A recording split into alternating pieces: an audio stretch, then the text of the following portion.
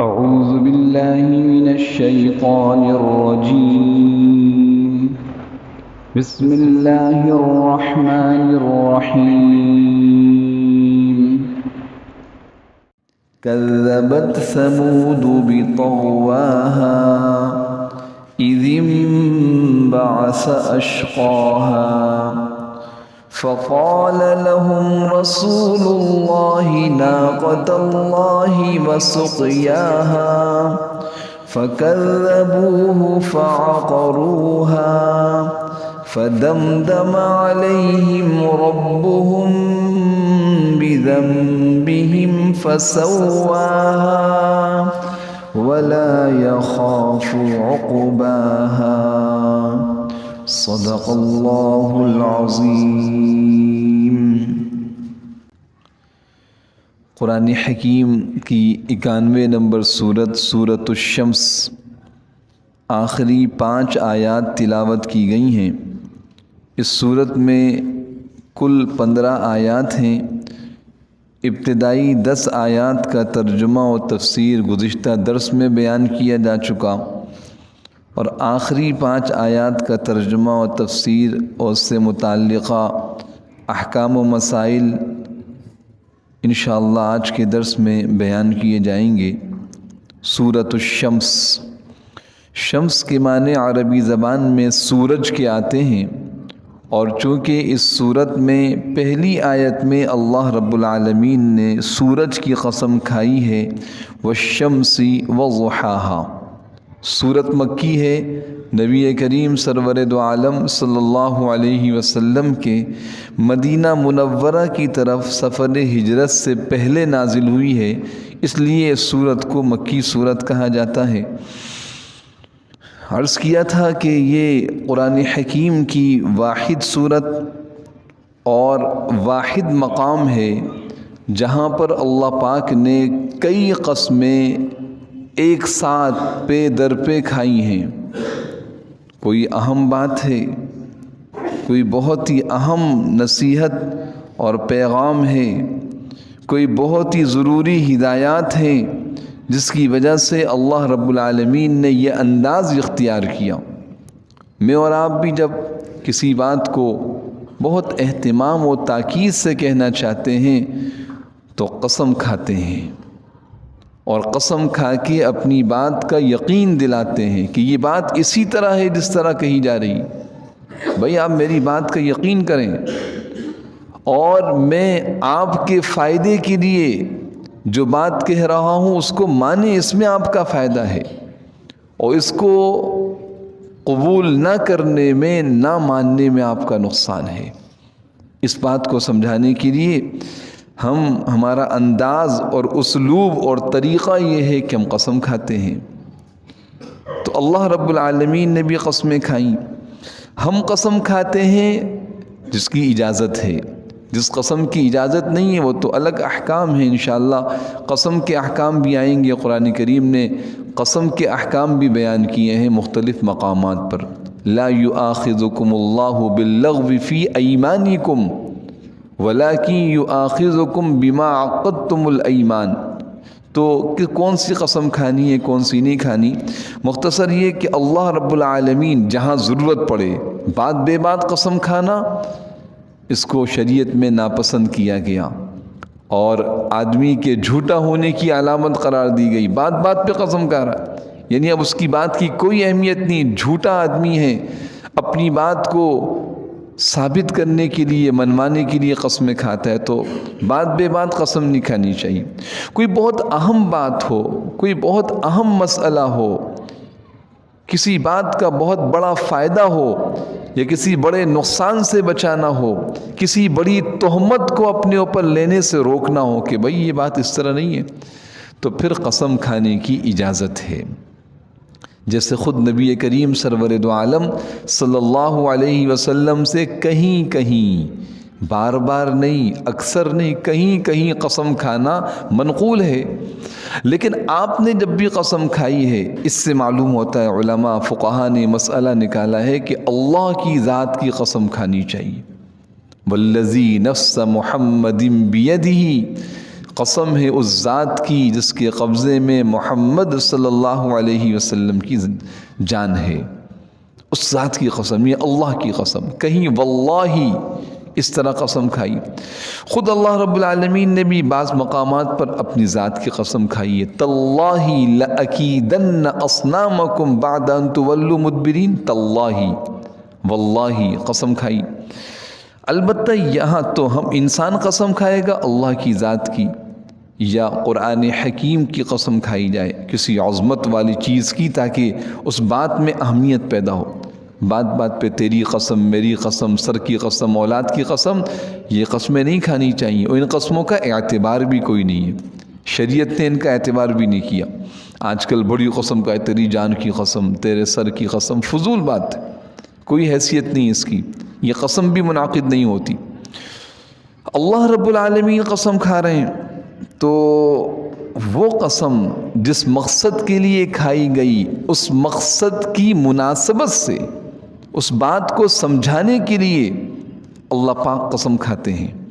یہاں قسم کھائی سورج کی، سورج کی روشنی کی، چاند کی اور دن کی جب وہ اچھی طرح روشن ہو جائے، رات کی جب وہ چھا جائے، آسمان کی اور آسمان کے بنانے والے یعنی خود اپنی ذات کی، زمین اور زمین کے بچھانے والی ذات کی، انسان کی جان کی اور اس ذات کی جس نے اس انسان کو ٹھیک ٹھیک بنایا ہے، یہ ساری قسمیں کھائی ہیں۔ اور قسمیں کیوں کھائیں؟ سمجھایا کہ دن اور اس کی روشنی یہ ایمان اور اس کے ثمرات اعمال صالحہ کی طرح ہے، رات اور اس کا اندھیرا یہ کفر اور کفر کے عذابات اور کفر کے نقصانات کی طرح ہے۔ اسی طرح آسمان اور اس کی بلندی، اس کے بنانے والے کی قسم، اس کو دیکھو، زمین اور اس کے بچھانے والے کی ذات کو پہچانو۔ اور یعنی آسمان اور زمین نظر آ رہے ہیں، ان نظر آنے والی عظیم مخلوقات، آسمان کتنا عظیم، کتنا بڑا، کتنا بلند، اس آسمان کے ذریعے سے آسمان کے بنانے والے کو پہچانو۔ زمین کا بچھاؤ دیکھو، کہاں کہاں بچھی ہوئی ہے، کیسی کیسی معدنیات اس کے اندر ہیں، کیسے کیسے ذخائر رکھے ہوئے، اس زمین کو دیکھ کر زمین کے پیدا کرنے والے کو پہچانو۔ وَنَفْسٍ وَمَا سَوَّاهَا، خود اپنے آپ کو دیکھو۔ نفس انسان کی ذات مراد ہے۔ ایک عالم ہے، اس کو عالم اکبر کہا جاتا ہے، آسمان، زمین، سورج، چاند، ستارے، سیارے، ہوا، بارش، پہاڑ، دریا، یہ ایک عالم اکبر ہے، بڑا عالم۔ ایک عالم اصغر ہے، عالم اصغر چھوٹا عالم، چھوٹی دنیا۔ یہ چھوٹی دنیا کہاں بسی ہے؟ انسان کی اپنی ذات کے اندر، سر کے بال سے پاؤں کے ناخن تک یہ کائنات بسی ہے۔ اس کائنات پہ غور کرو، وَنَفْسٍ وَمَا سَوَّاهَا، اور اس ذات کو پہچانو، کائنات کو دیکھ کر اللہ کو پہچانو، اس کو مانو، اور اپنی ذات پہ غور کر کے اللہ کو پہچانو، اللہ کو مانو، اس کی احکامات کو تسلیم کرو۔ وَمَا سَوَّاهَا، اور وہ ذات جس نے اس کو سنوارا ہے، بنایا ہے۔ اتنا خوبصورت انسان، پوری کائنات میں سب سے حسین ترین مخلوق انسان ہے۔ یہ ترجمہ آپ حضرات نے سنا، یاد بھی کیا ہوگا، بار بار دہرا رہے ہوں گے۔ حضرت نے ترجمہ کیا ہے وَنَفْسٍ وَمَا سَوَّاهَا، قسم ہے انسانی جان کی اور اس ذات کی جس نے اس کو سنوارا ہے۔ اس انسان کو سنوارا گیا، آنکھیں، کان، ناک، بال، چہرہ، کھال، ہاتھوں کی انگلیاں، اس کے پوری، یہ تو وہ جو نظر آ رہا ہے، جو نظر نہیں آ رہا، اندر کا نظام، دماغ میں کیا نظام چل رہا ہے، آنکھوں کے اندر کیا نظام چل رہا ہے، زبان اور زبان کے اندر منہ کا نظام، اور پھر سینہ اور پورا ایک عالم، پوری ایک کائنات آباد ہے۔ وَنَفْسٍ وَمَا سَوَّاهَا، تو یہ قسمیں کیوں کھائی ہیں؟ تاکہ ان قسموں کے ذریعے سے ہم اس بات کو سمجھیں جو اللہ ارشاد فرما رہے ہیں۔ فرمایا فَأَلْهَمَهَا فُجُورَهَا وَتَقْوَاهَا، تمہاری ذات کے اندر، تمہاری فطرت کے اندر، تمہاری طبیعت و مزاج کے اندر ہم نے دو چیزیں رکھی ہیں، دو صلاحیتیں رکھی ہیں، دو طاقتیں رکھی ہیں۔ ایک طاقت و صلاحیت ہے تقوی، پرہیزگاری، اور دوسری طاقت و صلاحیت فجور، نافرمانی، دونوں ہیں، دونوں چیزیں ہیں۔ پھر اس کے بعد سمجھایا قد افلح من زکاہا وقد خاب من دساہا۔ کامیاب کون ہوگا؟ کامیاب، دوڑ لگی ہوئی ہے کامیابی کی۔ ہر انسان، چھوٹے سے بچے سے پوچھیں، وہ نہیں ناکام ہونا چاہتا۔ چھوٹا سا کھیل کھیلتا ہے، اس کھیل میں وہ ناکام نہیں ہونا چاہتا۔ میرے محترم دوستوں، یہ تو وہ عظیم اور قیمتی زندگی میں اور آپ گزار رہے ہیں جس کا اثر ہمیشہ ہمیشہ کی آخرت پہ پڑ رہا ہے۔ کتنا بڑا ایک مسئلہ ہے، کتنی بڑی بات ہے، اس کو سمجھنا چاہیے۔ فَقَدْ أَفْلَحَ مَنْ زَكَّاهَا۔ جب تمہاری طبیعت و مزاج میں دونوں چیزیں رکھی ہیں تو کامیاب کون ہوگا؟ جو اپنے آپ کو سنوار لے گا، اپنی اس فطری صلاحیت تقوی اور نیکی کو مضبوط کرے گا، اس پہ عمل کرے گا، اور جو گناہ اور نافرمانی کا مادہ ہے اس کو دبائے گا، اس کے تقاضوں پر عمل نہیں کرے گا۔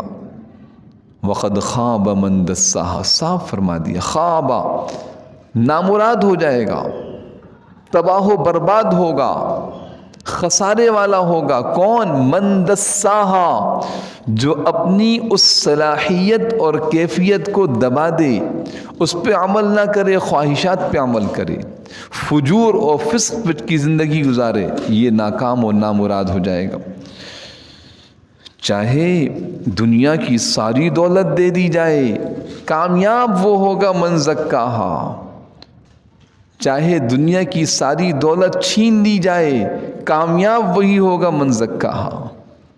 اور چاہے ساری دنیا اس کی سلطنت دی، ناکام کون ہوگا؟ من دساہا، جو اللہ کا نافرمان ہوگا، جو اللہ کی دیوی طاقت و صلاحیت کو تقوی اور پرہیزگاری کے برخلاف خواہشات و فسق و فجور میں لگ دی۔ اللہ نے طاقت موجود ہے، دیکھیے یہ ہاتھ موجود ہے، اس ہاتھ کا جائز استعمال بھی، ناجائز استعمال بھی ہے۔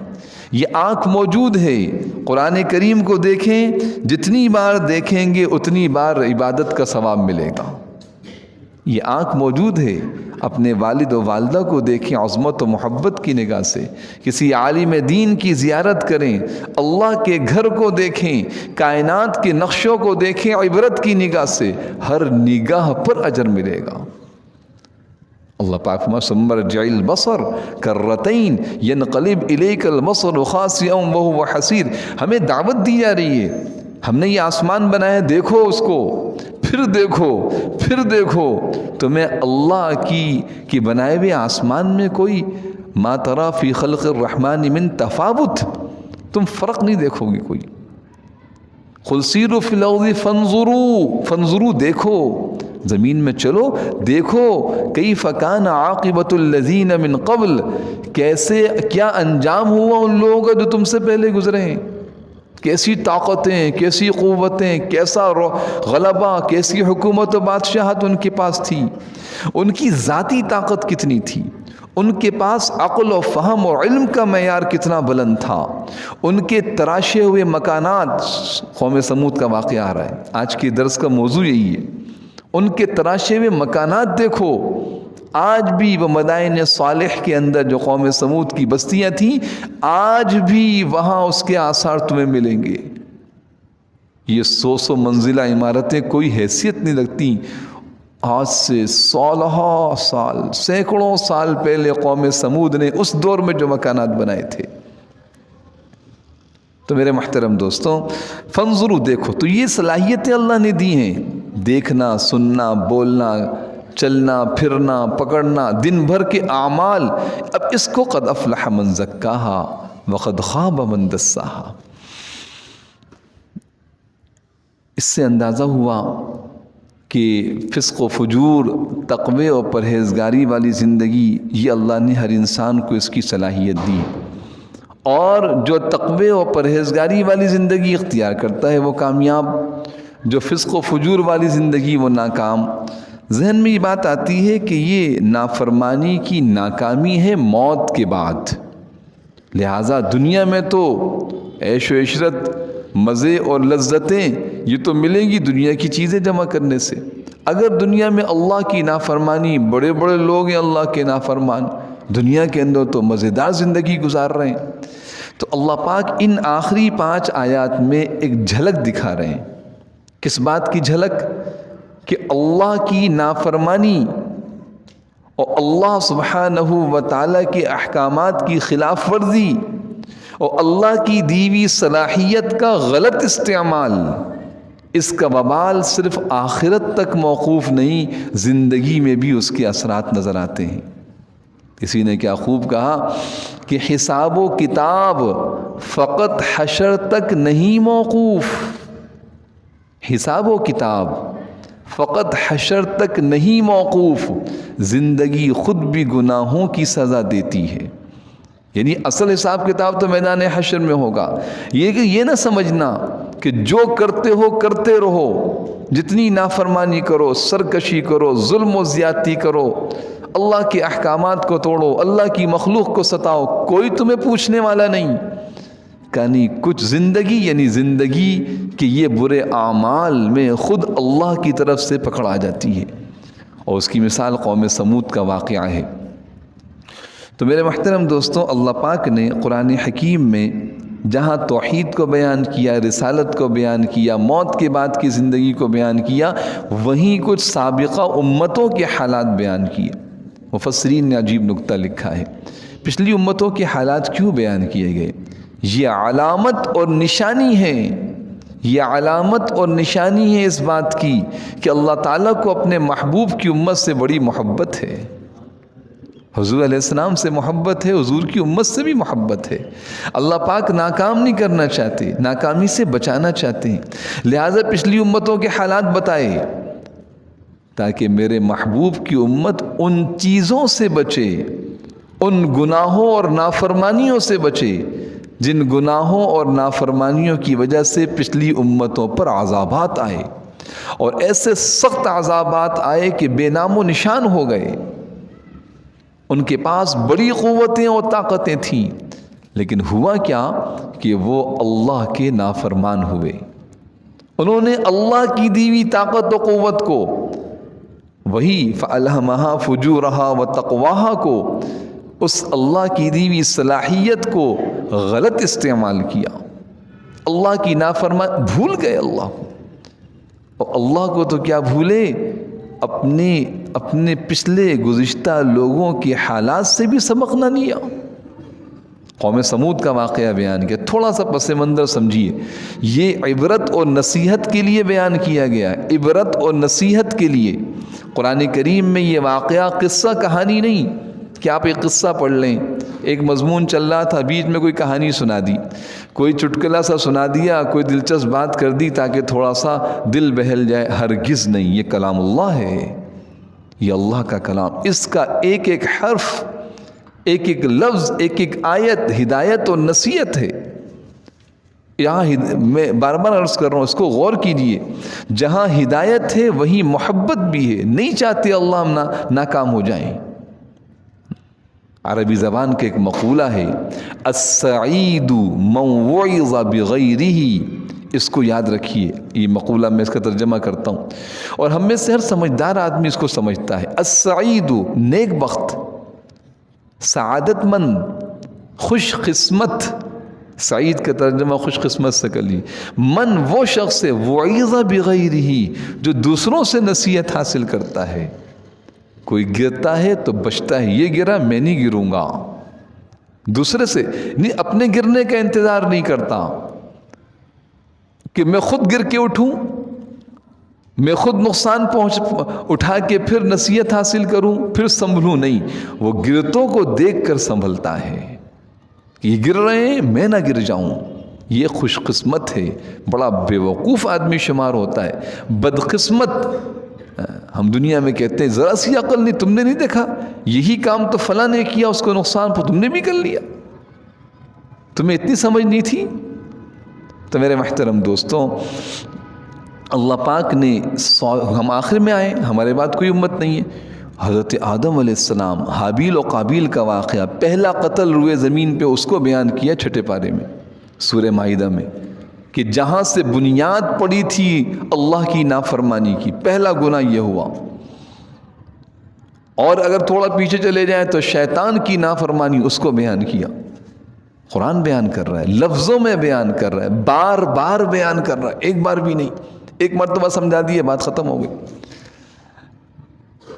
ہم نے دیکھا کہ فلاں بچہ میدان میں کھیل رہا تھا، گرا، چوٹ لگ گئی، ہم فوراً اپنے بچے کو سمجھا، بیٹے دیکھا نا فلاں نے اس طرح کیا، تم نہیں کرنا اس طرح، تم کرو گے تمہیں چوٹ لگے گی۔ پھر ہم نظر رکھتے ہیں کہیں ایسا نہ ہو اس کو نقصان پہنچ جائے۔ وجہ کیا ہے؟ محبت ہے، محبت ہے اپنی اولاد سے، اس کے نقصان اس کو نقصان سے ہم بچانا چاہتے ہیں، اس کے سامنے مثالیں بتاتے ہیں، دیکھو فلاں نے اس طرح، تم اس طرح نہیں کرنا۔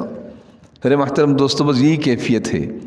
دیکھو قوم عاد کے ساتھ یہ ہوا، قوم نوح کو اس طرح ہلاک کیا گیا، انہوں نے یہ کیا تھا۔ قوم سمود نے اس طرح کیا، قوم لوط نے اس طرح کیا، قوم سبا نے اس طرح کیا، موسیٰ علیہ السلام کی قوم نے، فرعون اور قبطیوں نے اس طرح کیا۔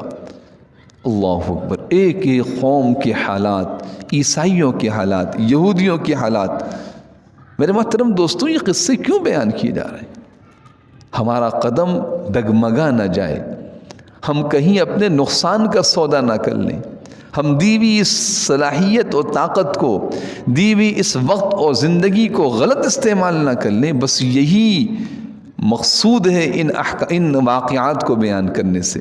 تو کذبت ثمود بطغواہا، مناسبت سمجھیے، میں پچھلی تفصیل سے میں اس لیے عرض کر رہا ہوں تاکہ یہ آیات سمجھ میں آئیں کہ ان آیات کو بات چل رہی تھی، قسمیں کھائیں، فَأَلْهَمَهَا فُجُورَهَا وَتَقْوَاهَا قَدْ أَفْلَحَ مَنْ زَكَّاهَا وَقَدْ خَابَ مَنْ دَسَّاهَا۔ اب کذبت ثمود بطغواہا سے قوم سمود کا واقعہ بیان فرما رہے۔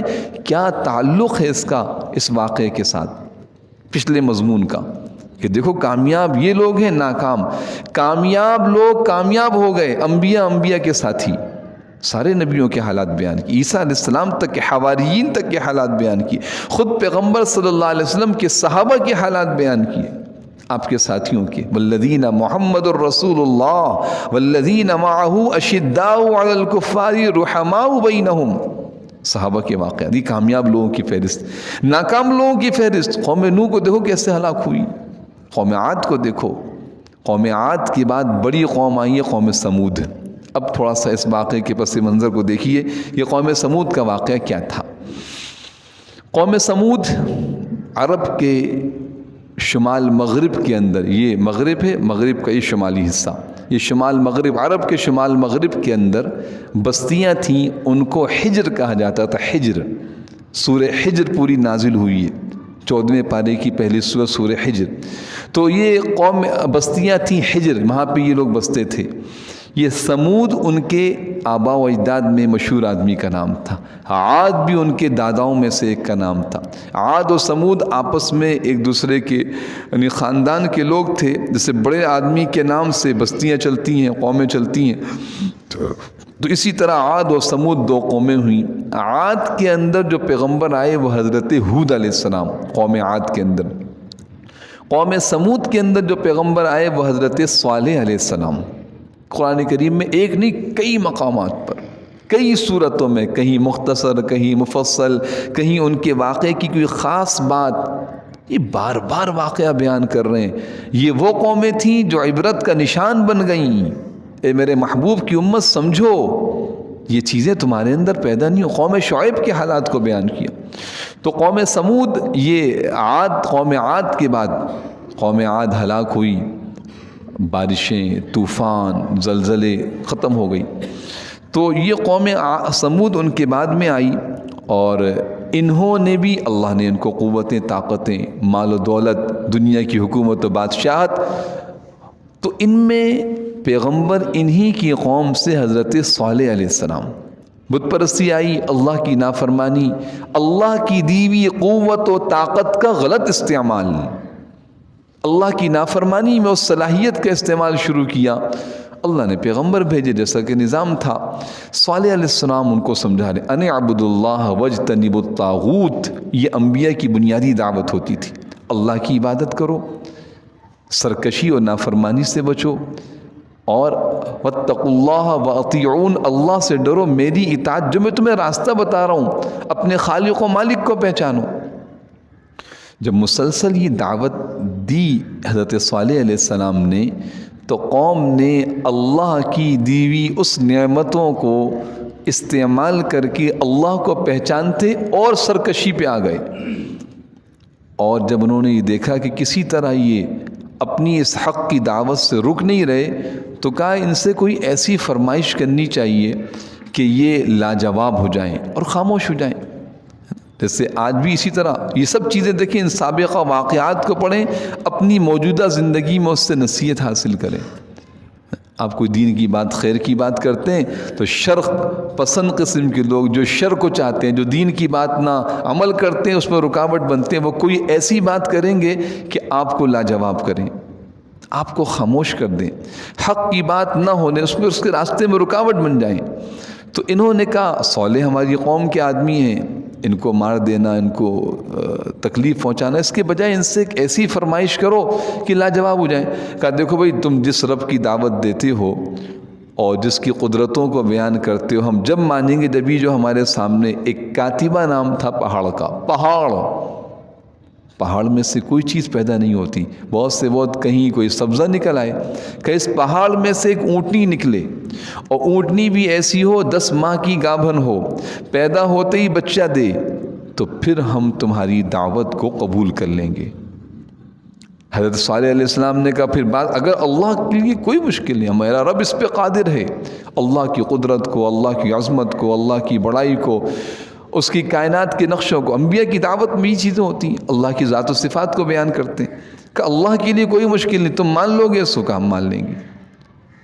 فسری نے لکھا ہے 2 رکعت نماز پڑھی، اللہ سے دعا کی، اور یہاں دعا پوری ہوئی صالح علیہ السلام کی، اور وہاں وہ پہاڑ کی چٹان پھٹی اور اس میں سے ایک لہیم و شہیم اونٹنی، زندہ چلتی پھرتی اونٹنی نکلی، اور نکلنے کے کچھ دیر بعد اس نے ایک بچہ دیا. اب اپنی آنکھوں سے پوری قوم سمود نے اس واقعے کو دیکھ لیا، اور ان میں سے کچھ لوگ اسلام بھی لے آئے.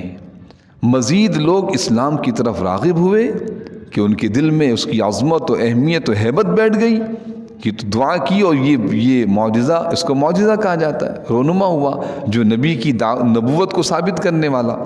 لیکن شرپسند قسم کے سردار اور مالدار لوگ، جن کو ان کی مال نے سرکشی و اکڑ کی حد تک پہنچا دیا تھا، انہوں نے انکار بھی کیا اور یہ کہا جو اسلام لائے گا اس کی خیر نہیں ہے، جو دین حق کو قبول کرے گا. اور دوبارہ اسی طرح سرکشی اور انکار پر تلے رہے. اب یہ اونٹنی پیدا ہوئی، اس نے وہاں گزر بسر شروع کی. اللہ کی طرف سے خاص نشانی تھی اور اللہ نے اپنی قدرت کو دکھایا. یہ ایسی عظیم الجثہ، بڑی اور ایسی زوردار قسم کی اونٹنی تھی کہ اس بستی کے اندر جہاں یہ قوم سمود آباد تھی، بڑی بستیاں، اس کو آج کل مدائن صالح کہا جاتا ہے، موجود ہیں دنیا کے اندر، لوگ گزرتے ہیں وہاں سے. حضور اکرم صلی اللہ علیہ وسلم غزوہ تبوک کے موقع پہ گزرے ہیں وہاں سے، اور آپ نے ان کے نشانات دیکھے، لیکن آپ نے چہرے کو ڈھانک لیا اور یوں فرمایا تیزی سے گزرو، ظالموں کی بستی سے روتے ہوئے گزرو کہ اللہ کا عذاب تم پہ نہ آ جائے. امت کو ڈرایا اس چیز سے کہ عبرت کی نشانیاں آئی ہیں. تو آج بھی وہ نشانات مجھکا، یہاں اس کے کنویں سے کوئی پانی نہ پیے، حضور علیہ السلام نے منع فرمایا، کہا ڈرتے ہوئے گزرو یہاں سے تبوک کے سفر میں. تو اللہ پاک نے وہ نشانات آج بھی رکھے ہیں، اونچے اونچے. اب تو آج کل تصویروں کا دور ہے تو وہ تصویریں ملتی ہیں، اونچے اونچے پہاڑ، ایسے لگتا ہے 100 منزلہ عمارت ہے. مکانات اس پہاڑ کو تراش کر، وَثَمُودَ الَّذِينَ جَابُوا الصَّخْرَ بِالْوَادِ، وہ سمود جنہوں نے چٹانوں کو تراش کے مکان بنائے تھے. کیوں بنائے تھے؟ صالح علیہ السلام نے ڈرایا کہ دیکھو قوم عاد سے اپنی جو تمہارے آباء و اجداد تھے ان سے نصیحت حاصل، کیسا عذاب ان پہ آیا. کہ ان پہ تو عذاب آیا تھا طوفان کا، بارش کا، اور طوفان چلا تھا، ہوائیں چلی تھیں. ہم نے تو مکانات بنائے پہاڑوں کے اندر، کچھ ہمارا نہیں بگاڑ سکتی. تو وہ اونٹنی چلتی پھرتی تھی. اس بستی کے اندر جو کنواں تھا، سارا پانی، ایک دن سارا پانی پی جاتی. قرآن کریم نے جگہ جگہ اس کو بیان کیا ہے کہ پانی پینے کی پھر باریاں مقرر کی گئیں. ایک دن اونٹنی پانی پیے گی اور ایک دن گاؤں بستی والے، وہ پوری قوم والے وہاں سے پانی لیں گے. جس دن اونٹنی پانی پیتی سارا پانی پی جاتی، لیکن ایسا نہیں خالی پانی پی جاتی، پانی پینے کے بعد اتنا دودھ دیتی تھی کہ ساری قوم والوں کے برتن بھر جاتے تھے۔ لیکن سرکشی اور عناد اور اللہ کے حکم کی نافرمانی، اللہ کے رسول کی مخالفت، یہ ان کی مزاج و طبیعت کے اندر، کیونکہ اللہ نے انسان کے مزاج میں فجور بھی رکھا ہے، تقوی بھی رکھا ہے، تو انہوں نے تقوی کے بجائے فجور پہ چلنا شروع کیا۔ تو دو عورتوں نے اس بات پہ آمادہ کیا کہ بھائی یہ جو اونٹنی ہے نا، یہ ہمارے لیے مصیبت کا باعث ہے، تم میں سے قوم میں سے جو حسین و جمیل عورتیں، ہم اپنی بیٹیوں سے اس کی شادی کر دیں گے جو اس اونٹنی کو مار ڈالے۔ قدار ابن سالف نامی ایک آدمی، مصدع، یہ دو آدمی کھڑے ہوئے، انہوں نے کہا یہ کام ہم کرتے ہیں، اور تاک میں بیٹھ گئے جہاں سے وہ اونٹنی آتی تھی، وہاں سے آنے لگی تو یہ انتظار میں تھے۔ مصدع نے تیر مارا جس سے اونٹنی زخمی ہوئی، تیر یا نیزہ، اور قزار نے آگے بڑھ کے اس کی ٹانگیں کاٹیں اور اس کو مار ڈالا۔ حضرت صالح علیہ السلام نے پہلے ہی ڈرایا تھا، ناقۃ اللہ وسقیاہا، یہ آ رہا ہے، کئی جگہوں پر یہ آیت موجود ہے قرآن کریم میں۔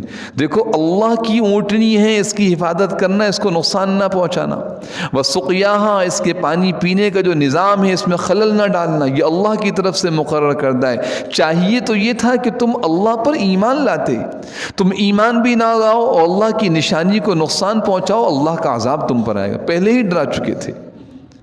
اور جب انہوں نے یہ عمل کیا تو حضرت صالح علیہ السلام، اللہ کی طرف سے وحی ہے، نبی تھے اللہ کے، کہا اب تمتعوا فی دارکم ثلاثۃ ایام، متعین طور پہ کہہ دیا۔ اور یہ نظام ہے اللہ کا کہ جب اللہ کسی معجزے کو ظاہر کریں اور لوگ اس کو نہ مانیں تو پھر اللہ کا عذاب آتا ہے۔ انبیاء کے معجزوں کے نہ ماننے کی صورت میں عذاب آتا ہے۔ تو حضرت صالح علیہ السلام نے کہا اب 3 دن تمہارے پاس مہلت، انہوں نے اور مذاق اڑانا شروع کیا اور برا بھلا کہنا اور بات کو نہ ماننا۔ کہا دیکھو سنو، اللہ نے فرمایا ہے یہ آج بدھ کا دن ہے، بدھ کا دن تھا، کہا کل جمعرات کا دن ہے، سب کچھ لوگ فرما بردار بھی تھے جو ان کے ساتھ تھے، سب نافرمانوں کے چہرے پیلے اور زرد ہو جائیں گے جمعرات کے دن، جمعے کے دن سارے نافرمانوں کے چہرے سرخ ہو جائیں گے، اور ہفتے کے دن سارے نافرمانوں کے چہرے سیاہ، علامت ہے، نشانی سنو رب کی طرف سے۔ چاہیے تھا اب توبہ کر لیتے، پھر توبہ نہ کی۔ یہ فرمایا مفسرین نے لکھا ہے کہ اللہ کی نافرمانی اور سرکشی مال و دولت و حکومت کے راستے سے جب آتی ہے تو آدمی ایسا سرکش ہو جاتا ہے گویا نشے کے اندر مدہوش ہوتا ہے، اور وہ عبرتوں سے کوئی نصیحت حاصل نہیں کرتا۔ چاہیے تو یہ تھا کہ قوم سمود، قوم عاد سے نصیحت حاصل کرتی، جو مٹی کا ڈھیر بن گئے، تباہ و برباد ہو گئے۔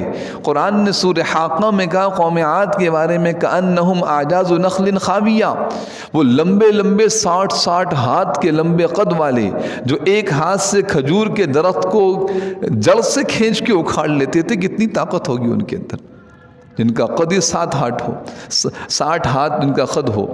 جب وہ ان پہ عذاب آیا، قرآن کہتا ہے ایسے پڑے ہوئے تھے جیسے کھوکھلے تنے ہوتے ہیں کھجور کے درخت کے، کھوکھلے تنے لمبے لمبے تنوں کی طرح پڑے ہوئے۔ تو ان سے بجائے نصیحت حاصل کرنے کے انہی کی ڈھیر پر انہوں نے دوبارہ سرکشی، کفر اور فسق و فجور کی عمارت کھڑی کرنی شروع کر دی۔ تو یہ نصیحت کی چیز ہے کہ مال و دولت اور حکومت و عہدہ، حضور اکرم صلی اللہ علیہ وسلم نے ارشاد فرمایا تباہ کرنے والی چیزیں کیا؟ حب الدنیا، دنیا کی محبت، اور عہدے اور منصب کی محبت، حب جاہ۔ تو بجائے اس کے کہ نصیحت حاصل کرتے مذاق اڑانے لگے حضرت صالح علیہ السلام کا، اور کئی جگہ، اور بعض جگہ قرآن کریم کی آیات سے معلوم ہوتا ہے انہوں نے کہا سب سے پہلے اس کو مارو۔ حضرت صالح علیہ السلام کے قتل کی منصوبے بنائے، اور جو لوگ قتل کی نیت سے آگے بڑھے اللہ کی عذاب نے ان کو گرفت میں لیا، چہرے اگلے دن چہرے زرد ہو گئے، پیلے، سب کے چہرے بالکل واضح زردی۔ پھر اس کے بعد چہرے جو ہے وہ اگلے دن جمعے کے دن سرخ اور ہفتے کے دن سیاہ، اور جب سیاہ ان کے چہرے ہوئے حضرت صالح علیہ السلام فوراً وہاں سے نکلے، فتولى عنهم وقال يا قوم لقد أبلغتكم رسالة ربي ونصحت لكم ولكن لا تحبون الناصحين. یہ 8واں سپارہ سورہ اعراف کی آیت ہے. تفصیل سے وہاں واقعہ بیان کیا. حضرت نے بھی حوالہ دیا ہے کہ سورہ اعراف میں جا کے دیکھیں, آپ حضرات بھی بعد میں جا کے دیکھیں, تاکہ میرے محترم دوستوں نصیحت ذرا توجہ سے اس کو دیکھیں, دل لرز جاتا ہے. اسی روئے زمین پر یہ حالات پیش آئے ہیں. کن کے ساتھ؟ نافرمانوں کے ساتھ. یہ تو میرے محترم دوستوں جتنا اللہ کا شکر ادا کیا جائے, اللہ کے رسول صلی اللہ علیہ وسلم کا احسان مانا جائے, یہ تو عرفات مزدلفہ کی دعاؤں کا اثر ہے کہ امت محمدیہ پر کوئی ایسا عذاب نہیں آ رہا کہ پوری امت ہلاک ہو جائے. ورنہ ہمارے اندر وہ سارے گناہ آتے چلے جا رہے ہیں جو سابقہ امتوں کی تباہی کا باعث بنے تھے. ایک ایک گناہ پہ پوری امت کو تباہ کیا گیا تھا, پوری قوم کو تباہ و برباد کر دیا گیا. وہ گناہ پائے جا رہے ہیں. تو حضور علیہ السلام کی دعا ہے کہ اللہ میری امت کسی گناہ کی وجہ سے پوری امت ہلاک نہ ہو جائے. اس کے اثرات ہیں. تو یہ کہتے ہوئے صالح علیہ السلام فوراً نکلے. یقین تھا نبی تھے کہ اب عذاب آئے گا. اور صالح علیہ السلام اور جو ان کے ساتھ ایمان والے تھے, جو ایمان لا چکے تھے, پہلے ایمان لائے, اس معجزے کو دیکھ کے ایمان لائے, ان کا نکلنا تھا, عذاب آیا. اور کیا عذاب آیا؟ فَأَخَذَتْهُمُ الرَّجْفَةُ. دو عذابات ہیں قوم سمود پر, رجفہ زلزلہ, فَأَخَذَتْهُمُ الصَّيْحَةُ چیخ. ایک زلزلہ آیا زمین میں, چیخ آئی اوپر سے, ایک فرشتے کو حکم ہوا جاؤ اور جا کر قوم سمود کی بستی کے شہر دروازہ, جو مین دروازہ ہوتا ہے, جو داخلی دروازہ, وہاں کھڑے آگے پوری بستی اندر آباد. جیسے ہمارے کراچی اس کا ایک دروازہ ٹول پلازا جہاں سے شہر شروع ہو رہا ہے, وہاں کھڑے ہو کے ایک چیخ مارو. فرشتے نے ایک چیخ ماری, ایک چیخ, زیادہ چیخیں نہیں. فَأَخَذَتْهُمُ الصَّيْحَةُ, وہ چیخ وہاں سے نکلی اور زلزلہ زمین پہ آیا. یہ ان پہاڑوں کے اندر بسنے والے مکانوں کے اندر تھے, ان کے کلیجے پھٹ گئے, یہ اوندھے منہ زمین پر گر گئے. فَأَخَذَتْهُمُ الصَّيْحَةُ فَأَصْبَحُوا فِي دِيَارِهِمْ جَاثِمِينَ. یہ اپنے گھروں میں اوندھے منہ پڑے ہوئے تھے. کَأَن لَّمْ يَغْنَوْا فِيهَا, قرآن کریم میں اللہ فرما رہے ہیں, سورہ ہود ہے 12واں پارہ, گویا کہ یہ کبھی ان بستیوں میں کوئی رہتا ہی نہیں تھا. یہاں کسی نے کوئی زندگی کے آثار ایسے مرے پڑے تھے. تو یہ ایک آواز, کہا مکانات ہیں اور ہم طوفان ہمارا کوئی کچھ نہیں بگاڑے گا. اللہ نے صرف آواز, کوئی لمبا چوڑا لشکر نہیں, کوئی فوج نہیں, کوئی جنگ نہیں, کوئی مقابلہ نہیں, ایک آواز, اور ساری قوم تباہ و برباد. میرے محترم دوستوں, اللہ پاک نے فرمایا یہ یہاں اس لیے کہ دیکھو نافرمانی کا عذاب صرف موت کے بعد نہیں, دنیا کے اندر بھی پکڑ آ سکتی ہے. اور ہم دیکھتے ہیں اجتماعی طور پہ تو پکڑ نہیں آ رہی, حضور علیہ السلام کی دعا, پوری امت ہلاک نہیں ہوگی, لیکن انفرادی طور پر جن حالات کا امت شکار ہے, ایک وجہ اس کے علاوہ کوئی وجہ نہیں. وَمَا ظَلَمْنَاهُمْ وَلَكِنْ كَانُوا أَنفُسَهُمْ يَظْلِمُونَ. ہم نے ظلم نہیں کیا, اپنی جانوں پہ خود ظلم کر رہے ہو. تو میرے محترم دوستو, یہ قوم سمود کا واقعہ. آج مدائن صالح کے نام سے بستیاں موجود ہیں, اور آج بھی حکم ہے جاؤ جب کبھی گزرو, ہمیں قوم سمود جانے کی ضرورت نہیں, ہم اپنے شہر میں جا کے دیکھیں, یہ کھنڈرات موجود ہیں, مکانات مغلیہ دور کے, جناب فلاں زمانے کے فلاں زمانے کے. کیا ہے, یہاں بڑے بڑے طاقتور لوگ بستے تھے. ان قلعوں میں جا کے دیکھیں, ابھی ہمارا نوکوٹ جانا ہوا کچھ عرصے پہلے, ایسے بڑے بڑے قلعے اور بڑے بڑے طاقتور لوگ کہاں چلے گئے, ان کا نام و نشان تک نہیں, کوئی ذکر تذکرہ نہیں ان کا. میرے محترم دوستوں, عمل ایمان اور اعمال صالحہ, اپنی اس اللہ کی دی ہوئی نیکی کی صلاحیت کو استعمال کر کے زندگی کے ان دنوں کو اللہ کی اطاعت کے مطابق گزار لیں. تو اللہ پاک نے یہاں قوم سمود کے واقعوں کو بیان فرمایا. خلاصہ آپ کے سامنے آ گیا, اب ترجمہ دیکھیے. اعوذ باللہ من الشیطان الرجیم, بسم اللہ الرحمن الرحیم. فرمایا کذبت ثمود بطغواہا, آیت نمبر 11. کذبت, جھٹ, قوم سمود نے اپنی سرکشی سے پیغمبر کو جھٹلایا. ترجمہ جو حضرت نے لکھا ہے پہلے اس کو دیکھیے. قوم سمود نے اپنی سرکشی سے پیغمبر کو جھٹلایا. کذبت جھٹلایا، کذبت سمود، قوم سمود نے. سمود میں نے عرض کیا ان کے آباء و اجداد میں کسی کا نام. کذبت سمود، جھٹلایا سمود نے، بتغواہا، تغوا طغیان، تغا سرکشی، طغیانی، طغیانی یہ لفظ اردو میں استعمال ہوتا ہے. دریا میں طغیانی آئی ہوئی ہے، اس کی لہریں بھپری ہوئی ہیں، سرکش ہو رہی ہیں، آگے بڑھ رہی ہیں، اپنی حد سے آگے نکل رہی ہیں، اس کو کہتے ہیں طغیانی. تو بتغواہا یہ لفظ اردو کے اندر بھی استعمال ہوتا ہے. دیکھیے کذبت جھٹلایا سمود، قوم سمود نے، بتغواہا اپنی سرکشی. سرکشی کیوں تھی؟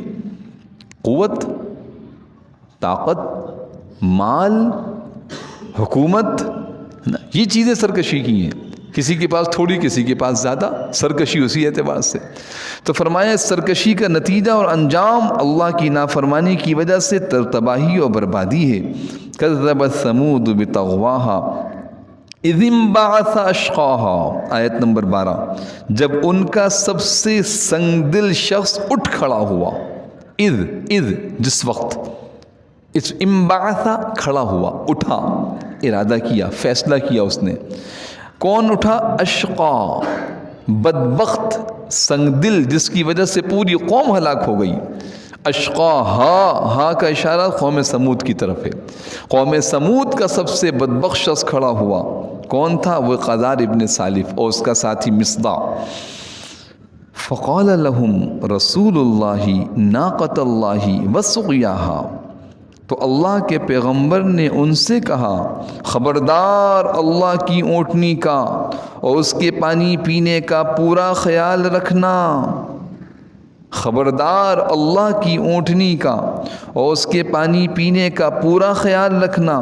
فقالا، پس کہا، یہ پہلے ہی کہہ چکے تھے جب ان کو اندازہ ہوا کہ اللہ کی طرف سے معجزہ ظاہر ہوا ان کی فرمائش پر، پھر بھی ایمان نہیں لا رہے. یہ علامت ہوتی ہے کہ اب یہ قوم تباہ و برباد ہونے والی ہے.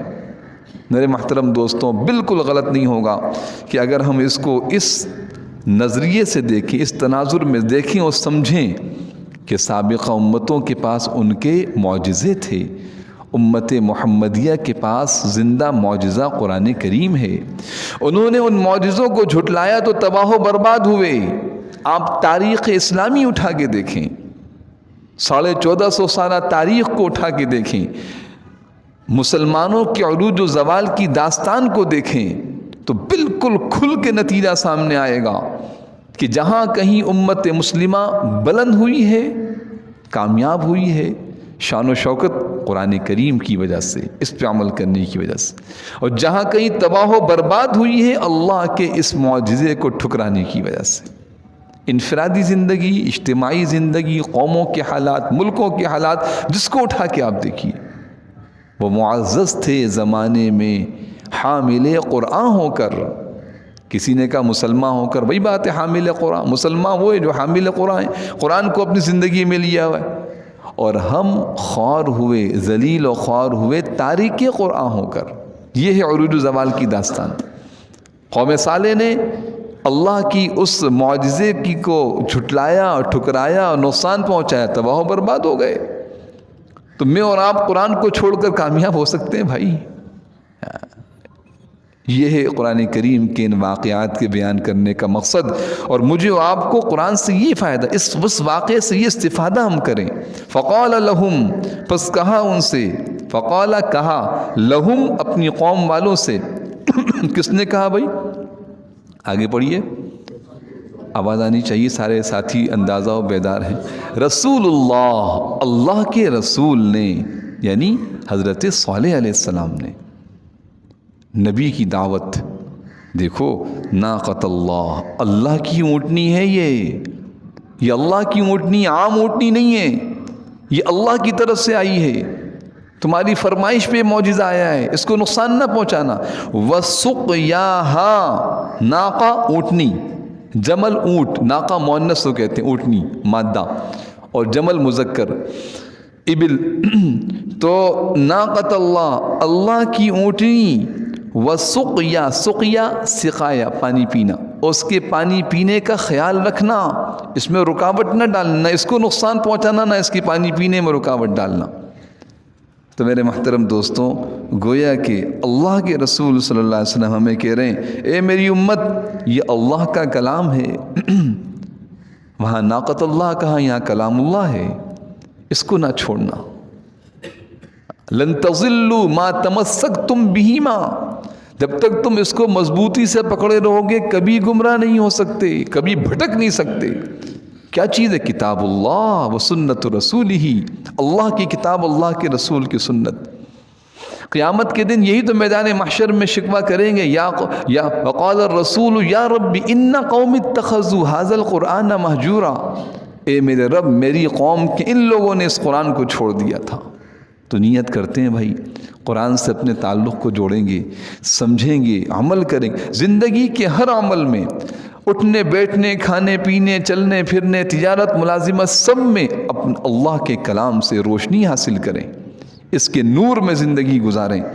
تو ناقۃ اللہ، اللہ کی اونٹنی، وسقیاہا، اور اس کے پانی پینے کا خیال رکھنا۔ یا ایک اشارہ کرنا چاہتا ہوں ایک اہم مسئلے کی طرف، توجہ کیجیے۔ ناقۃ اللہ، اللہ کی اونٹنی، کیا مطلب؟ ساری اونٹنیاں اللہ کی ہیں، خالی یہ اونٹنی تھوڑی ہے، لیکن چونکہ یہ خاص طریقے سے پیدا ہوئی تھی، یہ کسی اونٹنی سے نہیں پیدا ہوئی، یہ کہاں سے پیدا ہوئی بھائی؟ پہاڑ سے، خاص غیر معروف طریقے سے، اس لیے خاص نسبت اللہ کی طرف کی گئی۔ خدا نہ خواستہ اس نسبت کی وجہ سے یہ اللہ کا جز تو نہیں ہے نا، کہ اللہ کا جز ہو، نعوذ باللہ ثم نعوذ باللہ، کوئی اس کی اولاد ہو، کوئی اس کا جز، اس کا حصہ نہیں۔ ناقۃ اللہ کا مقصد کیا ہے؟ کہ وہ خاص اونٹنی ہے جو خاص انداز سے، ناقۃ اللہ، اللہ کی اونٹنی۔ بالکل اسی طرح قرآن نے کہا روح اللہ، حضرت عیسیٰ علیہ السلام کا روح اللہ، اللہ کی روح۔ کیا مطلب؟ اور انسان مرد و عورت سے پیدا ہو رہے ہیں، یہ وہ خاص انسان ہیں جو صرف عورت سے، حضرت مریم سے پیدا ہوئے، یہ اللہ کی خاص نشانی ہے، یہ اللہ کی خاص علامت ہے، یہ وہ خاص روح ہے جو اللہ نے پاک مریم کی طرف بھیجی تھی۔ اس کا مطلب ہرگز نہیں کہ یہ اللہ کے بیٹے ہیں، یہ اللہ کا جزو ہے، یہ مطلب نہیں ہے، بلکہ ان کی پیدائش کی خصوصیت کو بیان کرنے کے لیے اللہ کی طرف نسبت ہوئی۔ اس طرح ناقۃ اللہ کہاں، وہاں روح اللہ کہا۔ بات واضح ہوئی جی؟ آگے دیکھیے، ناقۃ اللہ وسقیاہا، اللہ کی اونٹنی اور اس کے پانی پینے کا خیال رکھنا، اس میں رکاوٹ نہ ڈالنا۔ ہم سے بھی کہا جا رہا ہے اللہ کی کتاب، اپنی زندگی اس کے خلاف نہ گزارنا۔ فکذبوہ، لیکن ہوا کیا؟ ہوا یہ کہ نبی کی نصیحت پہ کان نہ دھرا، اپنی سرکشی میں مدہوش رہے۔ یہ روزانہ آواز آ رہی ہے، اللہ اکبر اللہ اکبر۔ یہ اعلان کس چیز کا ہو رہا ہے؟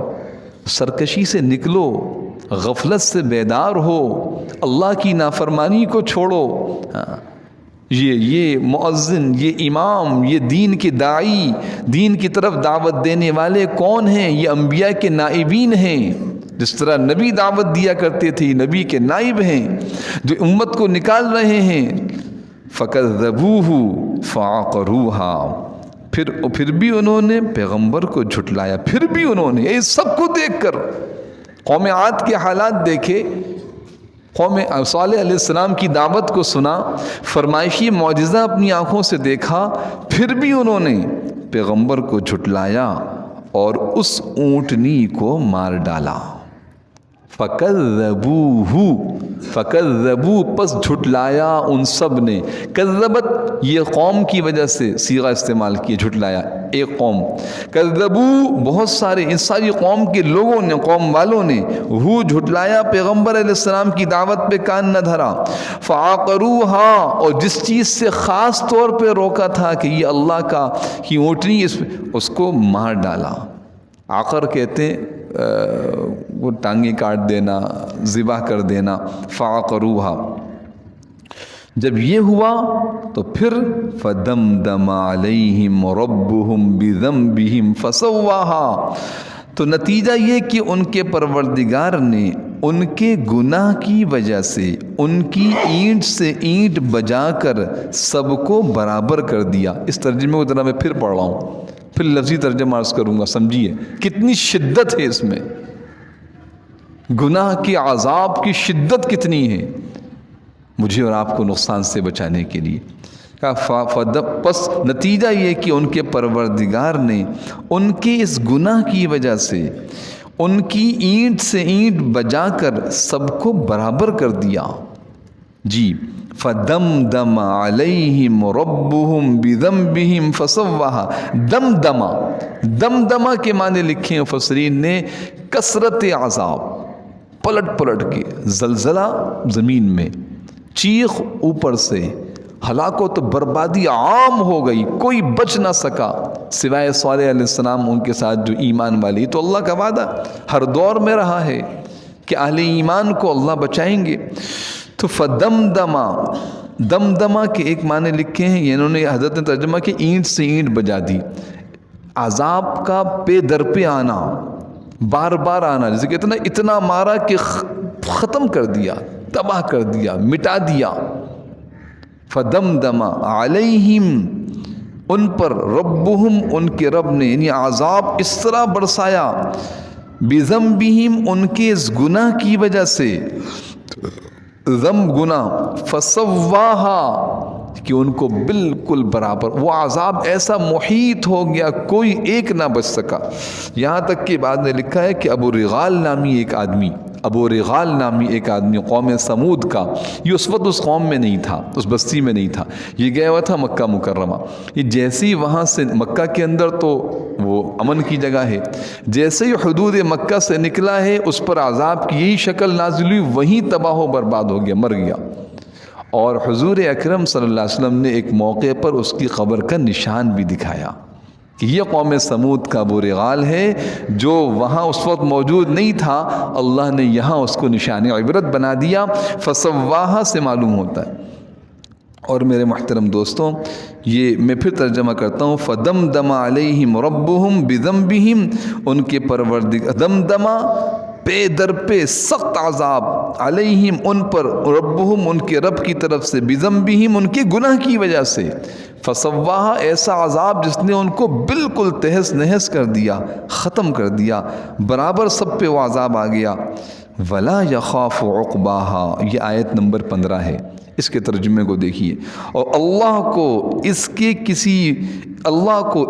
کسی برے انجام کا کوئی خوف نہیں ہے، اللہ کو اس کے کسی برے انجام کا کوئی خوف نہیں ہے۔ ولا یخاف، نہیں ہے خوف، نہیں ڈرتی اللہ کی ذات، عقباہا اس کے انجام سے۔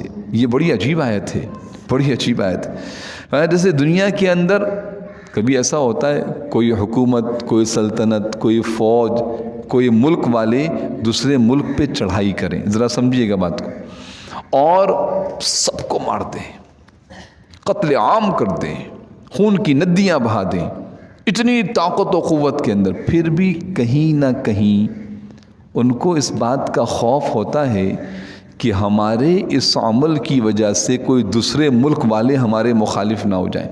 آج کی دنیا میں ہی چل رہا ہے کہ اگر ہم نے وہ کیا تو فلاں جو ان کا حامی ہے وہ ہمارے مخالف ہو جائے گا۔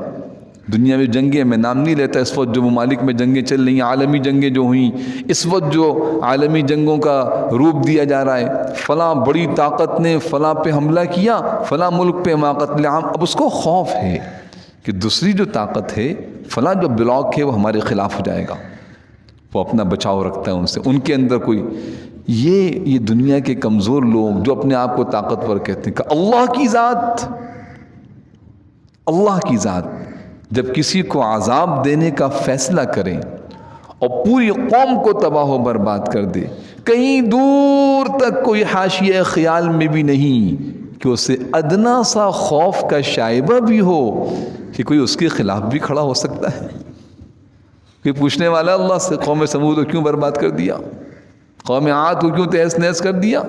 لا یخافو، کوئی خوف نہیں، سمجھایا جا رہا ہے۔ یہ مت سمجھنا اتنی بڑی طاقتور ذات ہے، تم اللہ کی نافرمانی کرتے ہو، اللہ کو ناراض کر کے تم مطمئن رہتے ہو، اپنی قوت و طاقت پر گھمنڈ کرتے ہو، تمہیں پتہ ہے کیا ذات ہے وہ؟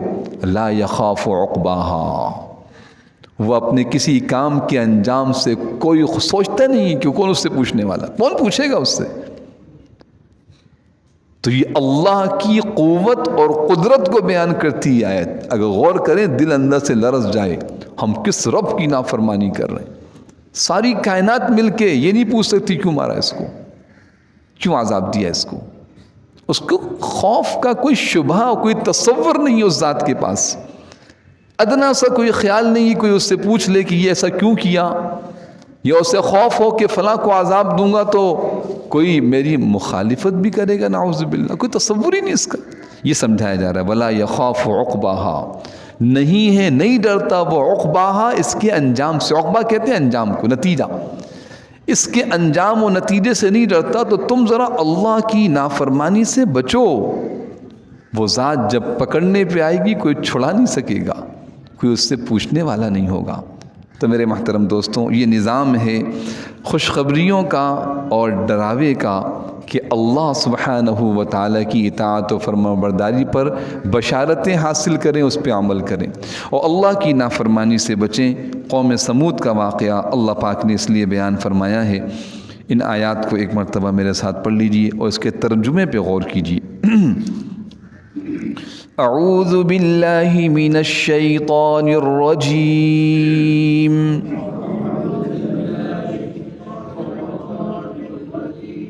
بسم اللہ الرحمن الرحیم،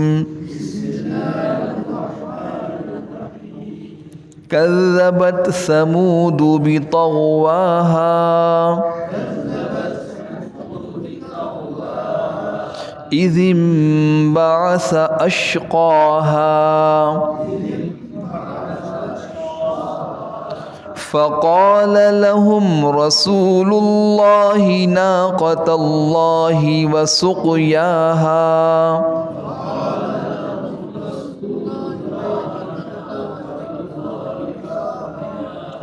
فكذبوه فعقروها فدمدم عليهم ربهم بذنبهم فسواها